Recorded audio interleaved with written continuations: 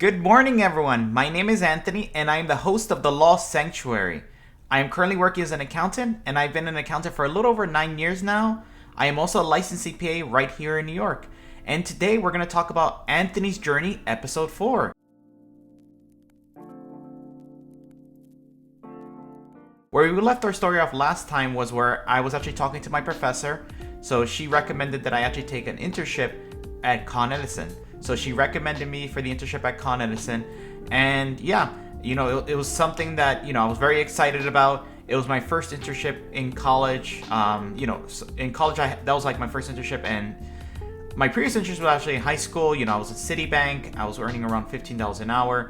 But this internship, funny enough, was an unpaid internship. But I just want everyone out there to realize that even though it was an unpaid internship, the wealth of knowledge that you get at these internships is priceless. So it's important to understand when you have an opportunity, whether it's an unpaid internship or a paid internship, preferably, of course, it's important to understand that each of these experiences will shape and mold you into the next version of yourself. So it's important to really take these opportunities and really have them grow you. So now let's get into Anthony episode 4. So basically, this is how the story started. So I went through the interview process at Con Edison, and after 2 rounds of interviews, I finally got into the internship. So the office at Con Edison that I was working at was actually located in Brooklyn, New York.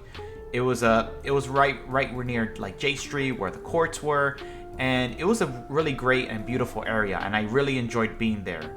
So, I started the internship day 1, and I was pleasantly surprised because actually there were 4 other people from LaGuardia Community College with me at the internship.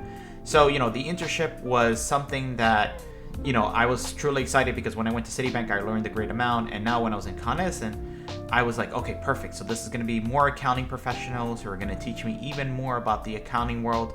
So, I started doing my basic day-to-day. So, it was like scanning papers, shredding things. And then once we were done with those kinds of tasks, then I actually asked one of my coworkers or one of the persons who was working at Con Edison if he wouldn't mind giving me an intro into the accounting world a little bit more. So basically, he started to show me, he helped me understand this is how debits and credits work here at the Con Edison. This is like property, plant, and equipment, the different kinds of property, plant, and equipment.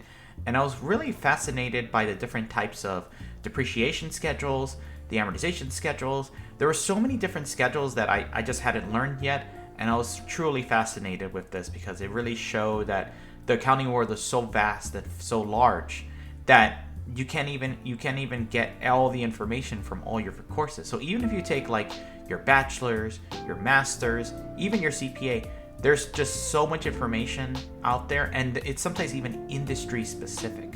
So it's important to understand that there's no such thing as like learning everything in accounting. Of course, you'll learn the principles, the basic principles, the debits, the credits, how to reconcile cash, how to actually get the expenses to the right vertical. But it's so important to understand that not every business operates the same way. So depending on the business, there's going to be specific industry knowledge.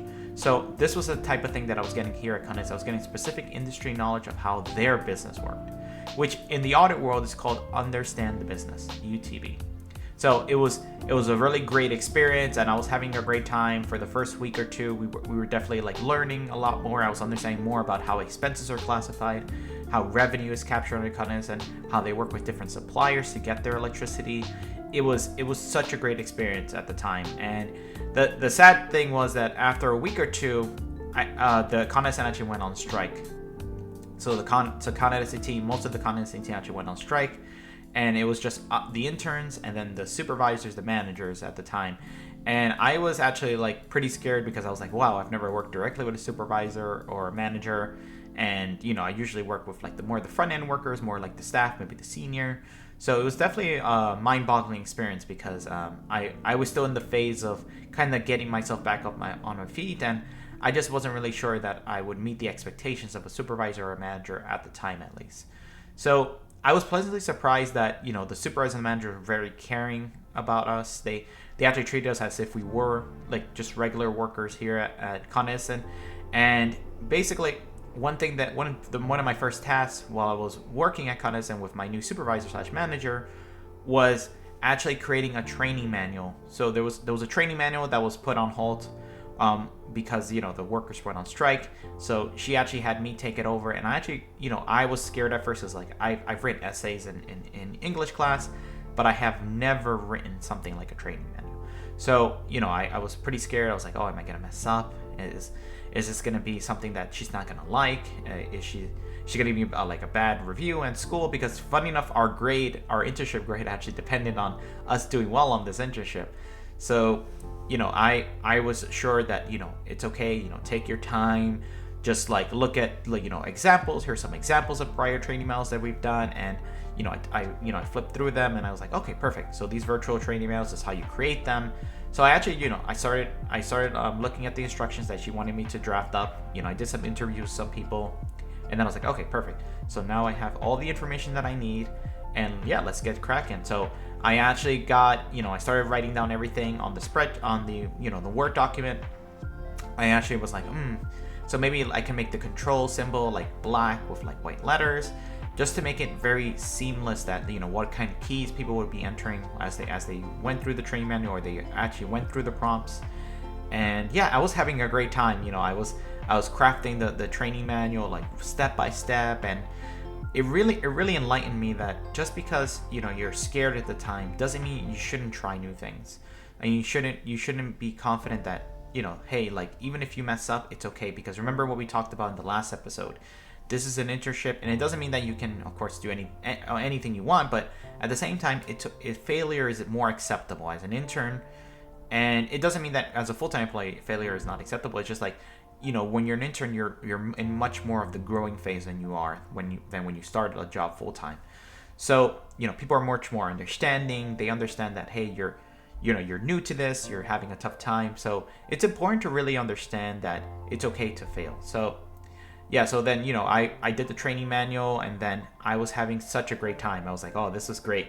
This is amazing. And and after I finished the training manual, then something that actually never occurred to me was that, wow, like I have my other 4 interns here as well. So maybe I should start interacting more with them. So we actually started to talk more. I actually started talking to my other 4 LaGuardia Community College interns as well, and we all became great friends after that. We actually started having lunch together. So one thing that at the time we weren't like well off. We were college students. So one thing that we used to do, which was pretty wholesome, I feel, is we actually went to like Popeyes, for example, and we would actually buy the 10-piece family meal. We would eat it. We would laugh. We would talk about our dreams, our aspirations. And these connections, you truly remember them every day, and I do. I definitely remember all the great connections that I made while I was in LaGuardia Community College, especially on this Con Edison internship. It just made me feel so enlightened. It was great because at the time when I was reading about accountants at the time, funny enough, they say that accountants accountants tend not to talk much, but I realized that that's more of a myth than anything else. It's like accountants do love to communicate. We love to connect with people, because at the core of it, we are the combination of our connections. And what I mean by that is that we're the ones who are accumulating all of the data from all across every department. So effectively, when we combine all these together, we're the ones who are telling the story of what happened in a particular month, in a particular year. And effectively, we tell the company how well it's done in this year, like the yearly checkup. And I was ecstatic about that, and I really became more and more enthusiastic about becoming an accountant at that point. So another cool thing besides like interact with my peers and like having these great team lunches is that there was also, while we were in the strike, funny enough, we did get like breakfast, lunch, and dinner as well, which is great. So that did help us at one point, because we didn't have to spend money outside. We had to go back to spending once the strike was over or pre-strike. But then once the strike was on for those 2 weeks, we were actually able to get accommodated, which did save us a few bucks here and there, and that was definitely appreciated on behalf. I want to thank the people at my Con Edison internship for doing that for us, because they really helped us budget wise to be able to stretch our dollars, they say.